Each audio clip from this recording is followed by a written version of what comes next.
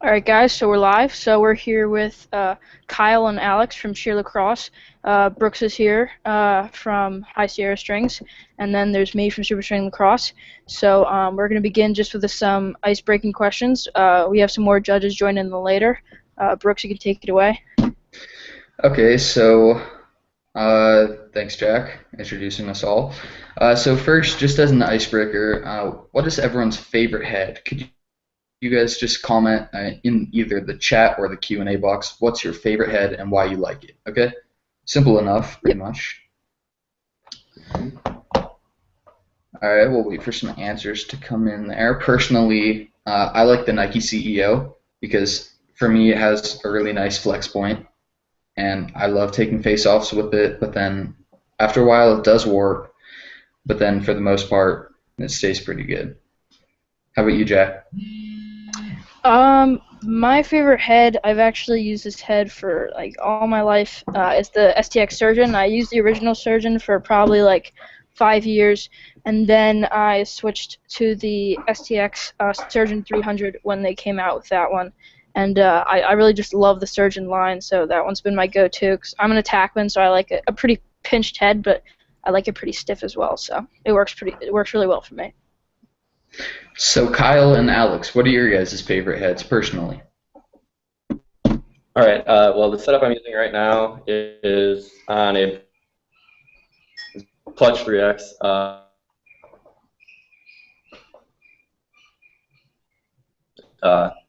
It's really nice. Keeps a light head, nice and rigid as well. Yeah, no, that's definitely my favorite head for right now. Mm-hmm. Just been trying out the centric. Keeping like we push with our company, keeping it USA made. That's I've just been playing around with that, trying to just taking it out in the field.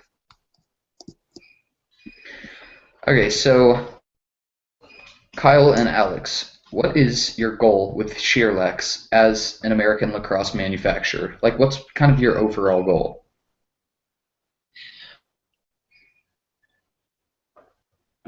Is we're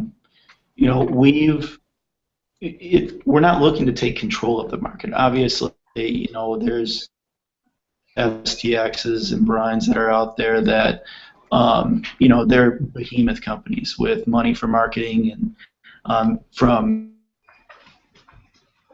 we would love to have that, but we don't. Our goal is simply we want to grow the game. We want to grow it locally. We want to grow it in the United States, and at some point, we want to grow it around the world.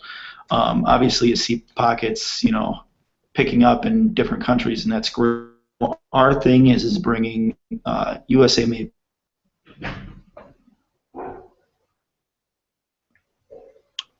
Nice. And you have other various companies that are trying to focus on each part,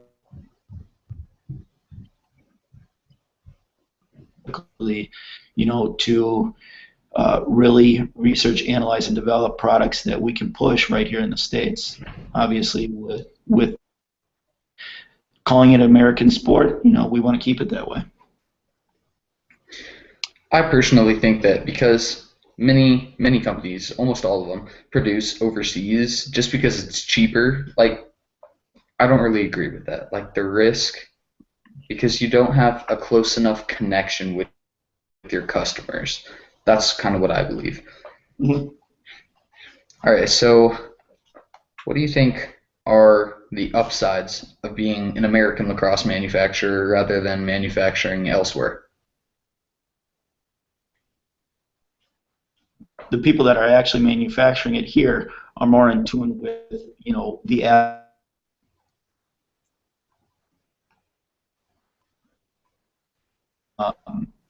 strictly a youth head, but yet it's still a very solid stick. We initially manufactured that in China. That was literally for the cost. It was, what we had to spend to get into it, and that's, what we put out. And so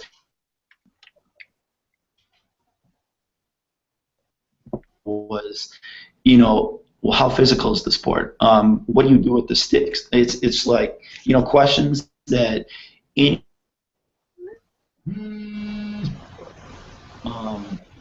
and it, and so now when you can bring the manufacturing here to the U.S., you have a general understanding of people that you're working with, your goals and objectives. They're connected to that because they see as Shear grows that their manufacturing grows as well. With our partners, to think of it, and on top of that, educating them more in the sport, they can help us in terms of engineering. We have somebody on staff that's working constantly in developing new things, but having outside information in regards to technologies that they can provide that we don't even know about is definitely going to help the advancement here. I actually had a question for you guys. There's tons and tons of like you guys said, people who produce shafts, but you can't really tell from like looking at pictures what the shaft really is all about. How it's different from other shafts. So I was just wondering specifically about your metalhead shaft, how it's different from other shafts. I know that it is it's titanium enforced, but I was just wondering how your shaft is different from the rest. Well, the handle itself, the design is pretty, it's a concave handle, which is, you're going to find that with mini sticks. What the difference is with it's a general composite of more than just scandium titanium. You're going to have different alloys in there and things like that. But what you can't really control if you're manufacturing overseas is the exact composition. So you'll have manufacturers in China that are producing sticks for multiple companies, and they're making the same problem. Just it's going to be the thickness of the handle wall.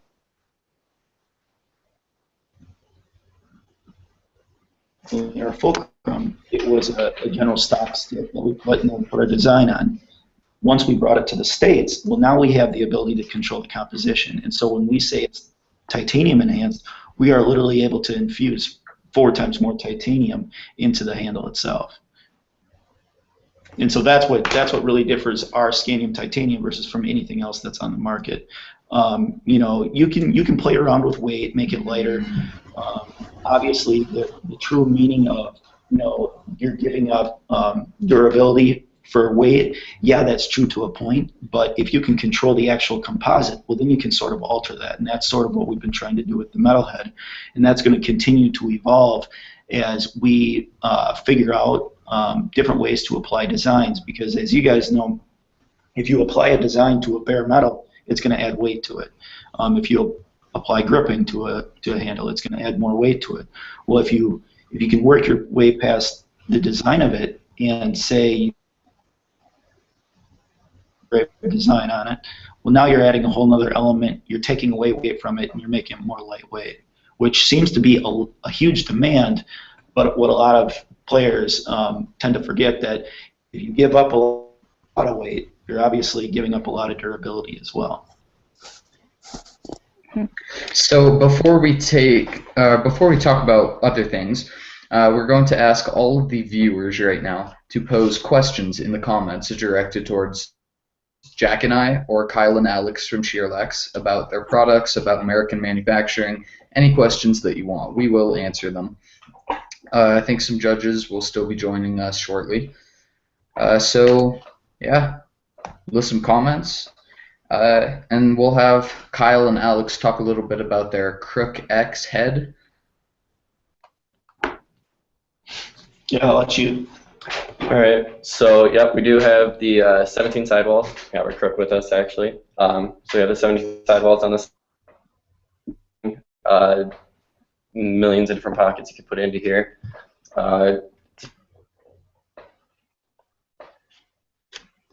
Based off accessible and all that kind of stuff for you FOGO guys out there. All those guys at the X. We have the 6 up top, so it doesn't offer that middle, like Brian does, but that's perfectly okay. That works phenomenally anyways.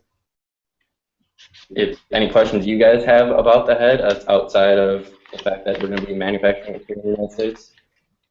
So, here, you go, Jack. Well, I had a quick question about like.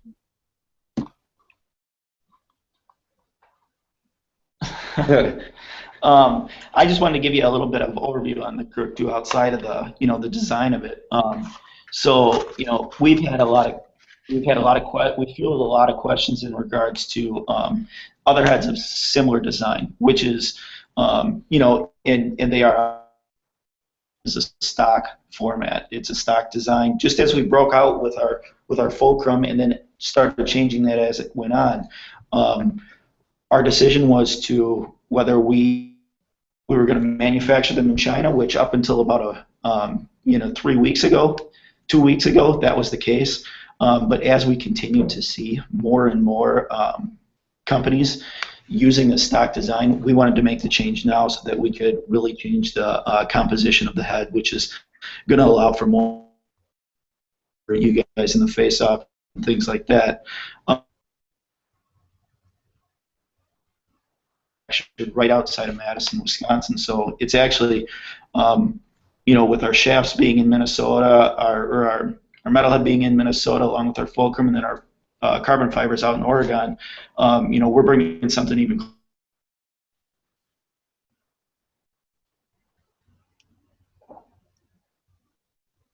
So I had a quick question. Yep. This was a question basically from a viewer. His name's Peter Christian Thopoulos. I don't know how to say his last name, but he said, as another manufacturer, what do you think of all the new products that Tribe 7 are releasing and have released? From a strict manufacturing standpoint, I think as many companies out there that want to step into the ring is better. What it's going to do for the sport is amazing things. It's going to, create more competition amongst manufacturers. It's also, on top of that, it's going to create competition in regards to myself that in the coming months, the prices on a lot of things are going to start to go down. And I think that's a great thing. It allows more players the ability to buy a more wider variety of equipment. You hate to limit certain things to affordability standards, but I think specifically, I'll probably let Alex take the helm at that and answer that question. Tribe 7, obviously you guys have seen the B7 was just released here. And that's, like I was saying, it's great for the sport. It's great for what we can help grow the game, which is our, what they're doing over there is amazing. And they're lightweight heads, and they're a new thing. They're doing what other people are doing, which is awesome for them. And that's great, especially with the goalie. 7, I think is what they're calling it. But great guys over there. It's really cool to see what they're doing. Yeah, I agree with what you said about how the more people who are in the market, it's just better for the game in general. I was kind of thinking, and a viewer commented this, especially with Tribe 7, they're releasing a ton of new stuff in the past week and a half, I've noticed.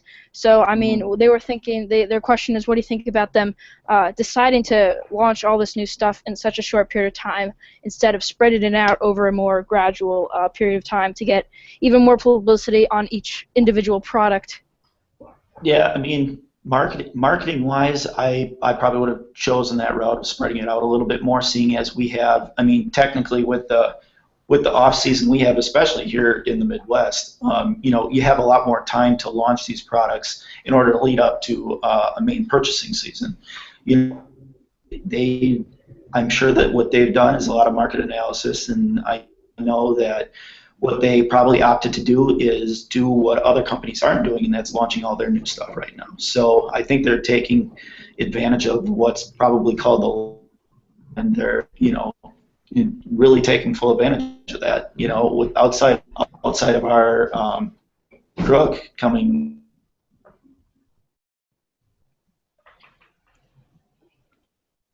For 2016. I have a question related strictly to the head that you guys were showing earlier. So that head you said is very good for face-offs. What would you say for someone who wants to have a stiffer head? Either they play defense for that position, Are you guys planning on making different versions for the head, or are you just keeping it at that stiffness, that flex, mainly for face-off? We're going to be over the next 12 months here. We've already started working on a couple heads specialized for different areas of play.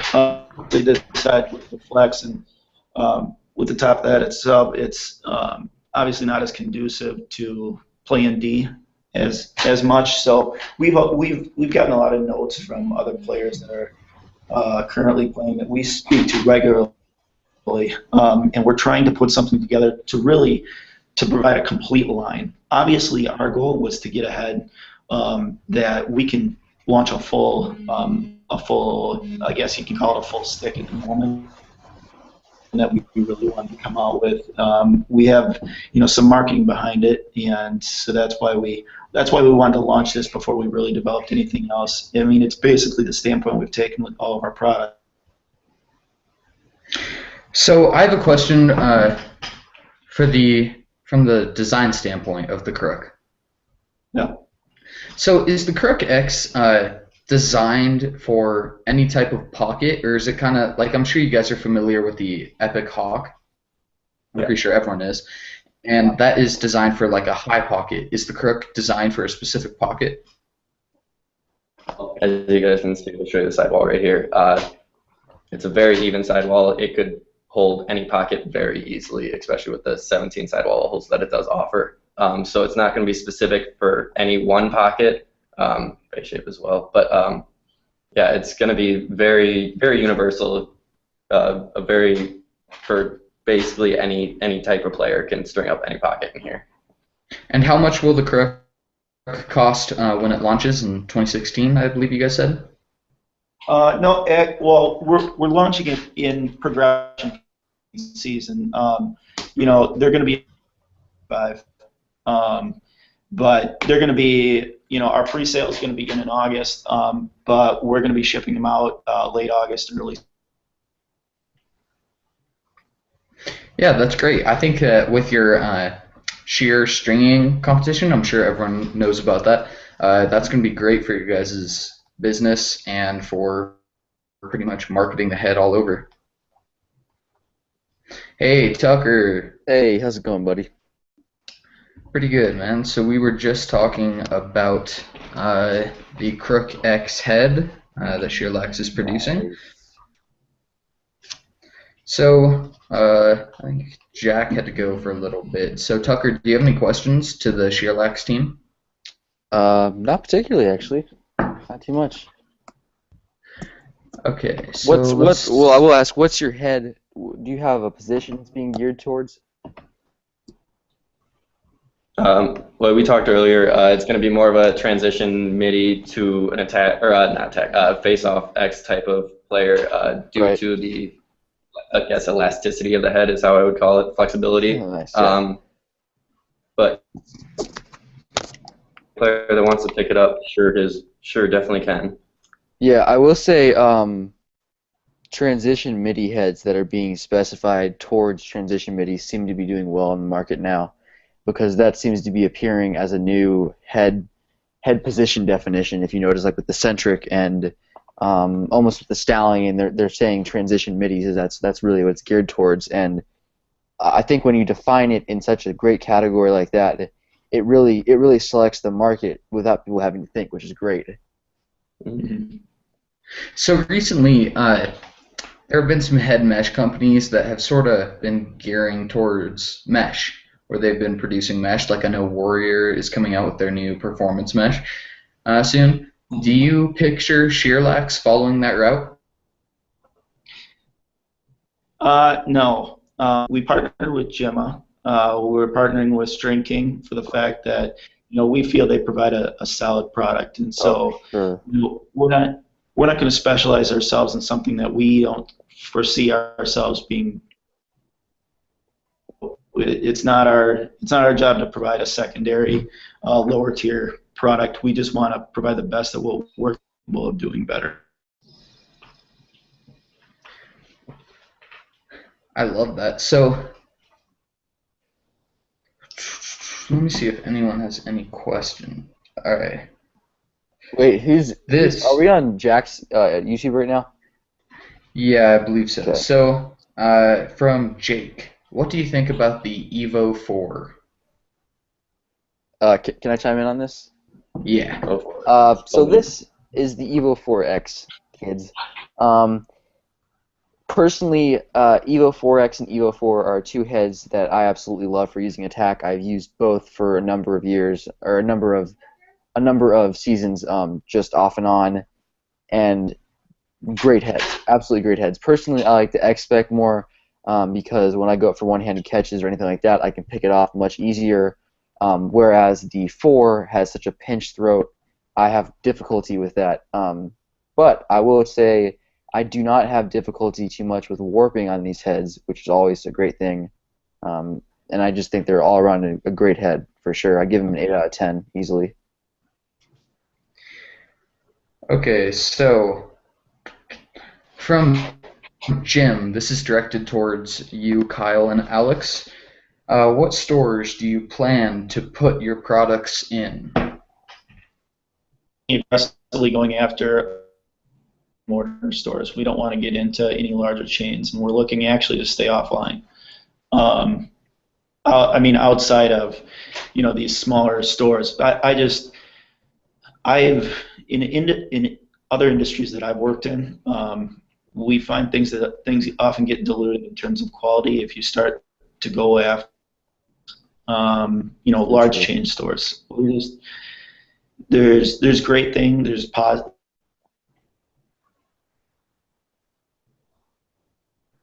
At this point, our strategy is to not do that. It's really grassroots. It's reaching out to smaller stores, not only and really trying to grow it from the bottom up. Okay. That's a great thing to say right there. That's great. Mm-hmm. So, what do you think of Powell Lacrosse? I think we kind of discussed this the other We day, did. but yeah. Do you want to touch on it, Brooks? Sure, I'll touch on it a little bit. So, Powell Lacrosse, I'm pretty sure everyone knows, is a new lacrosse company sprouting up. They've had, I think, combined like 60 days of giveaways. They did a 30 days of giveaways for their Flight 22 shaft, and they did 30 days of giveaways for their Powell Lacrosse, Powell Pioneer, I believe it's called, lacrosse head that is launching soon, I think end of summer. And I think that giveaway idea, like that's probably one of the biggest giveaways, like total giveaways I've ever Yeah, seen. they obviously had some type of backing with that because the retail value of it would have been off the roof. Even manufacturing value would have been pretty high. Yes. Yeah. I think that giveaways like that, they really help to market the product. And Powell Lacrosse definitely did a great job of that because I remember when I first started following them, I think they were at 200 followers, Same here. and now they're at a lot more. See now, let me say something about that giveaway situation. I agree with it and disagree with it in many ways. I disagree with it for the fact that you're getting followers not purely on them wanting to see your content. You're getting followers on them wanting a free product. You're getting two different Yeah. types of followers in that situation. I think Powell Lacrosse kind of reminds me, or no, Shear kind of reminds me of Powell because you guys each have new products just hitting the market. I think you guys both have two different shafts. I think Powell has the Bloodline and Flight 22, and you guys have the Fulcrum and the Metalhead Saitai. And And you each, isn't their head also geared toward transition middies, or is that an attack head? I forgot what they said. it looks more of like a stiffer head to me, to be honest. Mm-hmm. Yeah, so at this point, do you have any questions for Tucker or I, Shear? Kyle and Alex? Yeah, I mean, I didn't really come with, many questions.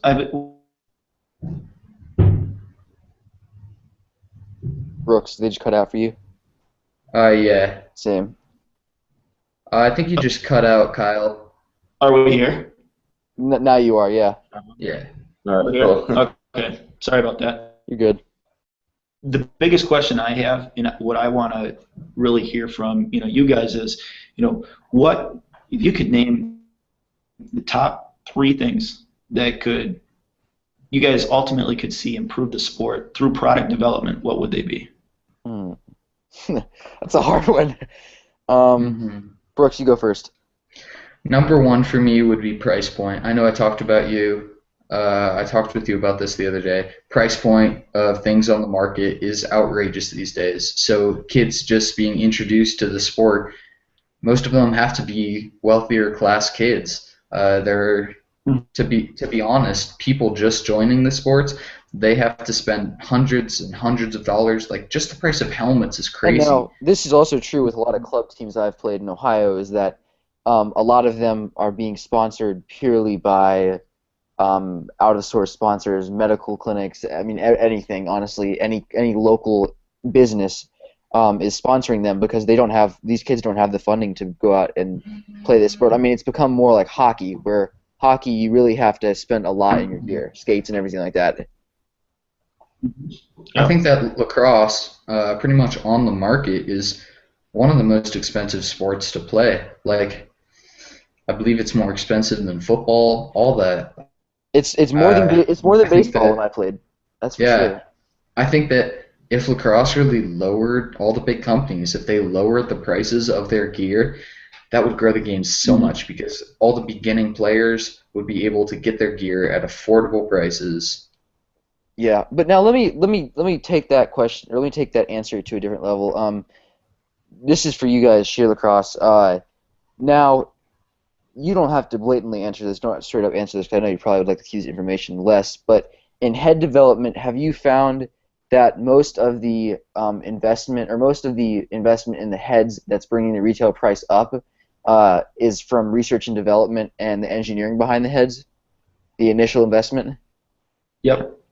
Yeah, that's what I Yes. imagined, Yeah. because I know plastic is just plastic any way you put it, but it's all, from what I can understand, it's about the engineering behind the plastic. It's What's it's about the R&D and it's about the tooling. right? Once you can get past that initial, that's when And that's when you look at it and be like, whoa.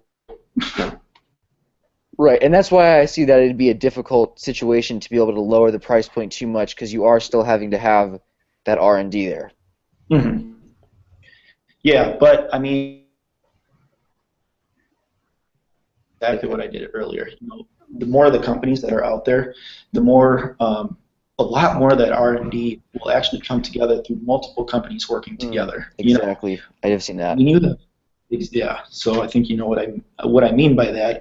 Right. We can learn on what our competitors are doing. They can learn on what we're doing. It literally is a learning process all around for all of us. We can look at each other as competitors, but in reality, there is more than enough players out there for all companies that jump in now, in the near future, for all of us to exist, as long as you can continue to provide, solid equipment, solid, opportunity for the growth of the sport. And now I see that I noticed that STX seems to be able to do well with that situation, because they seem to have a large board of engineers, a lot of designers. They have a good system to draw from. Yep, absolutely. Yeah. So, as a new company, in what ways do you guys want to grow? Like, do you guys envision yourselves growing widely with a wide variety of heads like Tribe 7, or do you picture yourselves growing up? Like, I don't really have an example right now, but less products and just quality products. Our model is growing up. It's up. What that exactly means is Cut it out again. new SKUs just to say, hey, here's a new product. So have Hey you guys, guys? I'm back. Hey Jack. So have you guys done Sorry. a torture test on your Crook X yet? Like I don't know if you've seen East Coast Eyes did a torture test on The their Tribe 7. the Ghost No. 7. Yeah, they're down in Tribe 7. Yeah, no, we have not yet on our crook. That'd be really interesting. I'd look forward to seeing that. Now, let me ask you this too: is the crook a head you could be seen using at face-off? Yeah, they already answered that, Tucker. Oh, they did. Whoops, I wasn't here. Whatever. Yeah, it's transition for face-off to just midi and attack, Okay, yeah. all-around offensive head. So, Jack, do we have any more questions from the readers? Let me pull it up. Sorry, I was out at dinner. It was a fast dinner. Yeah.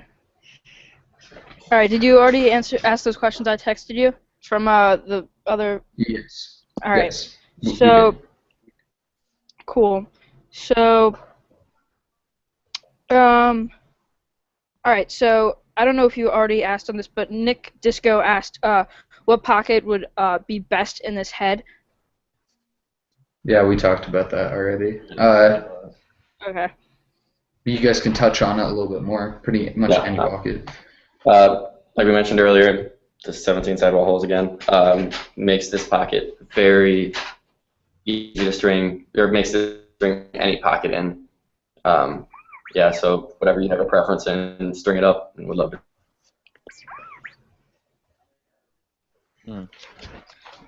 Where, I don't know if you answered this yet, but where are you guys located? Like, what's your region? We're actually located right in Madison, Wisconsin. Cool. For the head, what colors and basically what colors does it come in? White's going to be our main. White's going to be our main color, and we wanted to go with white for a main color, which we'll have more quantity of initially, just for the fact that we like to allow players the ability to customize their equipment. And it's obviously harder to do that if we're providing you guys, a black colors, from blue to yellow to orange. We work a lot with custom orders for teams, so it allows us that variety to work with a wide variety of teams. Primary colors, all the standard colors out there.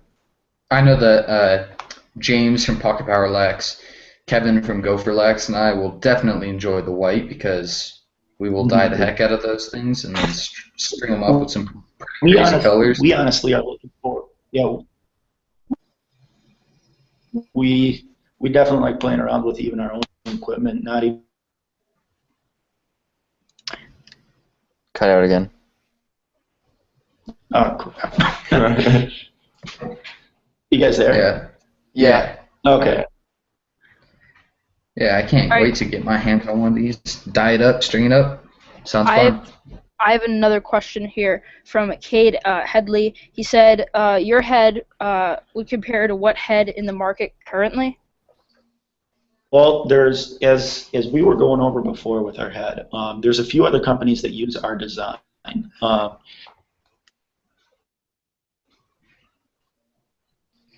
And then BAM Shaft. They provide that combo, and so that is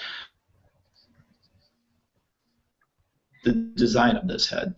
What's going to be different from ours is obviously the composition of it, with the elastomer providing a little bit more elasticity, or for pinching it a bit more. So now let me ask you this too: is this almost like an open sourceware design that you modify, that you edit? Are you talking about the design of it specifically? Yeah, like you were saying, how other companies have been using the same design. Yep. Yeah. So this is an unpatented head design, that it basically is taking advantage of the patents that have expired at this point. That's interesting. I actually haven't heard of that similar kind of thing where multiple companies are using that, but they're adding their own touch to it. That's really interesting. It's actually a brilliant idea to lower the price point for sure. Well, I mean, our thing is that we got the design of it. We got the sample a while ago now. We tested it out. We gave them out to a lot of players in our area, and they played with it for a while. And then for us, it was just going back and forth. We put out what other people are using, right. Or do we bring it here? Do we get a cast made of it? And do we talk to an injector locally? Well, we obviously recently decided to do the local route, just for the fact that then we can change the flex of it. We can.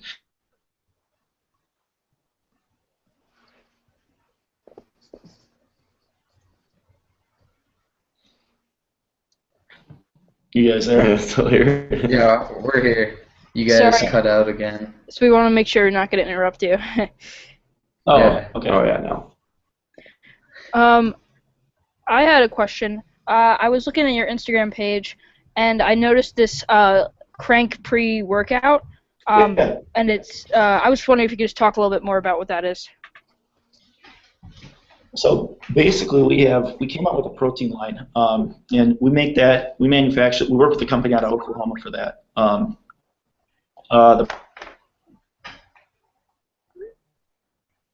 To either a workout, a practice.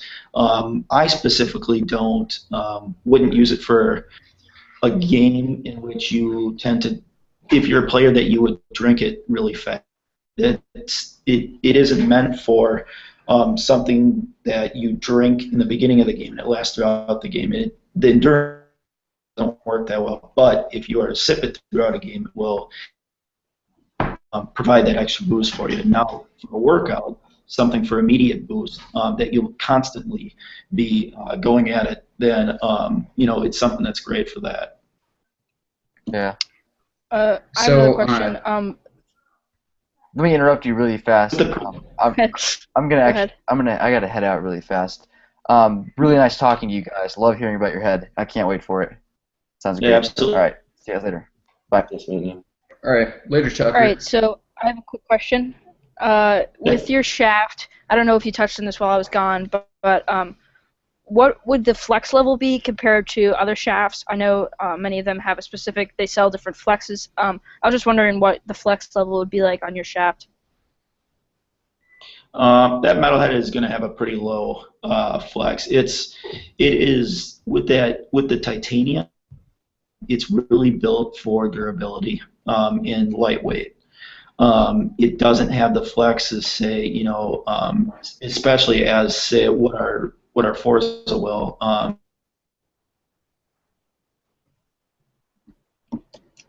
We mainly made that. We made that handle specifically because we constantly see these scandium titanium handles coming out, and I'm out there buying all of them as they're coming out. We're not necessarily feeling, but they don't.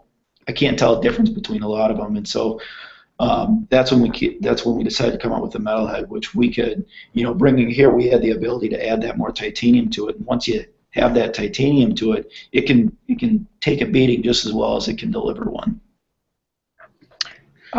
I have a question from a viewer. Colin Page asks how much the shaft and the head are going to be retail. The head's going to be retail. The handle, after a lot of product and development, is going to be lowered down to $79.99 for a 30. And then $119.99 for a long pole. Wow, that's a great price. Yeah. Like, I have to say, most shafts coming out these days are over $150. Yep. Yeah. Especially for your G pole to be under that is pretty crazy. So really Yeah, good for deal. sure. Like, I'm one of those guys personally that likes to buy something for the value. I'll buy a D-pole. Like, even though it's already a great value for an attack shaft, I'll buy the D-pole and I'll cut it down because I don't really care how much or how well my shafts look. It's all a matter of how they perform. The design doesn't matter. Absolutely. Are there any more questions, Jack, or are we kind of winding down? We've gone through most of them. I had a question personally. I unfortunately missed the post regarding that you could enter to sign up for the Shear Lacrosse stringing contest. So I completely missed that, and then everyone's like, oh, I got the email, and I'm like, wow, I'm a complete loner. But I was wondering if you could tell us more about that contest, since I completely missed it, what you're trying to really accomplish with the contest, and all that. Absolutely. So our contest, which we think about it as more as we want to build a team. We want to build a team of people that are really enthusiastic about the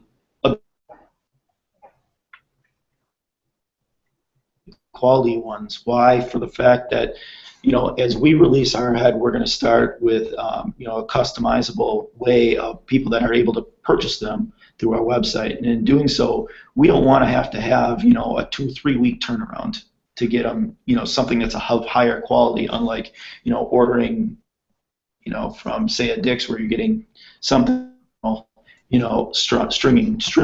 strung job. And so we want to have people out there that we can trust to do a solid job, and that they can benefit. It's a great point. I know Vumex, I don't know if you know Vumex Lacrosse, they make a bunch of waxed mesh. High Sierra Strings and I are both in a stringers program with them, and the thing that you guys are doing and they're practically doing too, the way to really have a team so you can get your brand really out to the market, and the more people who hear about it, the better. So I think that's a really good idea, and I'll have to go back once we invent time machines and clonk myself in the head for missing the post. But So, Well, don't worry, we'll have another one coming up soon too. all right. So just jumping in on while we were talking about the stringing competition, I think that it's a great idea. I think I mentioned that earlier, and I can't wait. I think I'm going to put my entry in either tonight or tomorrow morning. So I had a couple questions about that. So first of all, will you get more points if you do a traditional or some traditional variant rather than a mesh? No, it's not going to be. We are literally right now. We are looking to weed through those that are more really beginner. They're excited about the opportunity versus those that are truly enthusiastic about what they're doing. We can tell that through not only the image that they send in of the head that they string, but also through their account and what they've done before.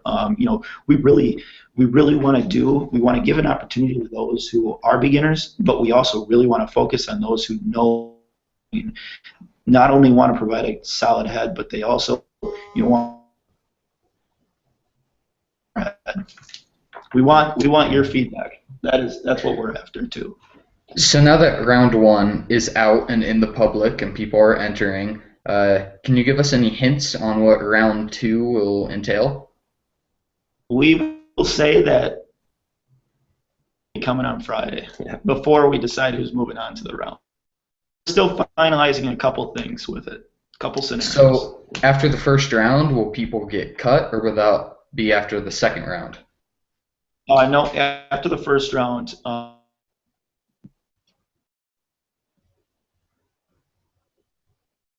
Our goal obviously is to get down to 10, and we see it as a pretty tall task after, at this point even going through profiles and looking and seeing what people are doing and getting some submissions already. We're like, okay, this is gonna be damn near impossible. Yeah. But it's we want to put together a solid team, so.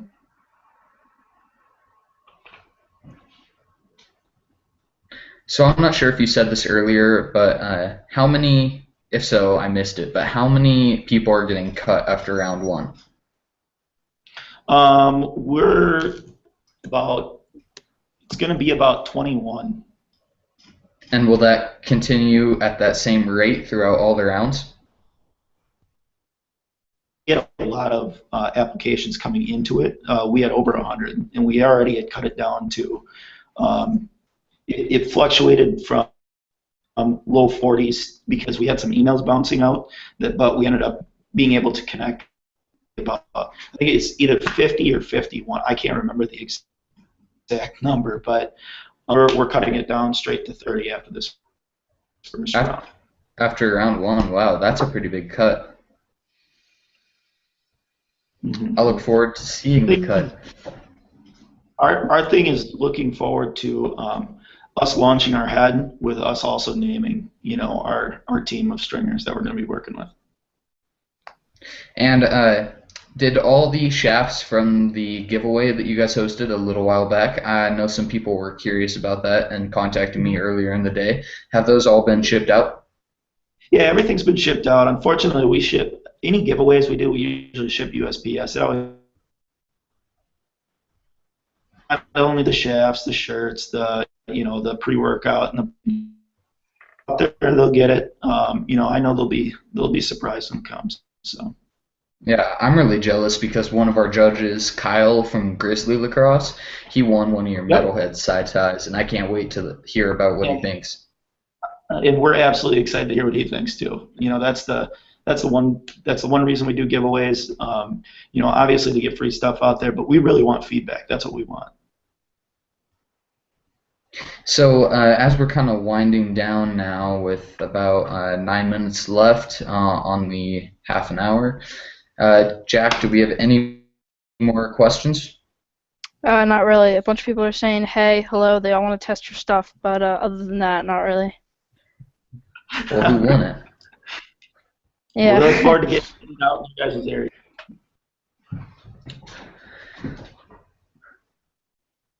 Okay, so I think that pretty much wraps it up. Once again, I'm Brooks from High Sierra Strings, host of StringOff 2015. I hope we can bring it to you next year. We have tons of awesome prizes, and today we actually got some goalie love, Predator cages, a full-size backyard goal for the grand prize of the goalie category, and also East Coast Eyes and Mint Mesh are joining the goalie love.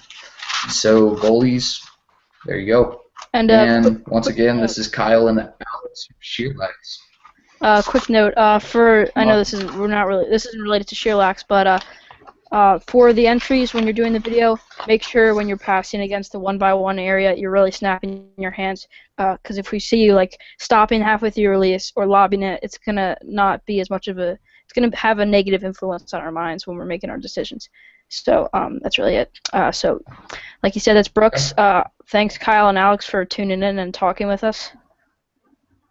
Yeah, Absolutely. Thank you guys. We enjoyed talking to you guys, and remember, if you have not entered the Shearlax string competition, but you were invited, you have to get those entries in by tomorrow night at midnight. Or no, the 23rd. No, Thursday. 2 days. Yeah, my bad. Yeah, not tomorrow. And you guys can I follow. was all stressed out. Follow ShearLax on Instagram. I think it's just ShearLax actually. So, and then us High Sierra StringOff, Superstringing Lacrosse. So. All right. Awesome. Well, we appreciate it, guys. Thanks for talking with us. Thanks for joining us, guys. See ya. Yep.